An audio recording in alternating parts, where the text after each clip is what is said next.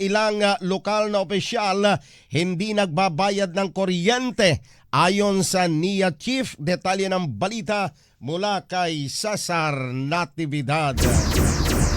Kinumpirma ni National Electrification Administration o NEA Administrator Antonio Almeda na may ilang mga lokal na opisyal kabilang ang mga mayor at kongresista na hindi nagbabayad ng kuryente dahil anya rito ay binabalikat ng electric cooperatives ang nakonsumo sa kuryente ng nasabing mga opisyal na pagkatapos ay ipinapasa naman ng mga kooperatiba sa consumers sa pamamagitan ng system loss charges upang mabawi ang kanilang inabono.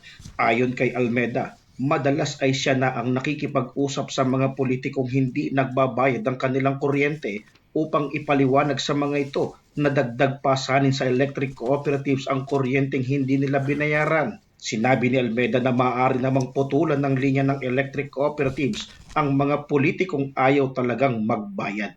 Cesar Natividad, para sa Radyo Agila, matatag, matapang, matapat. Maraming salamat, Cesar Natividad.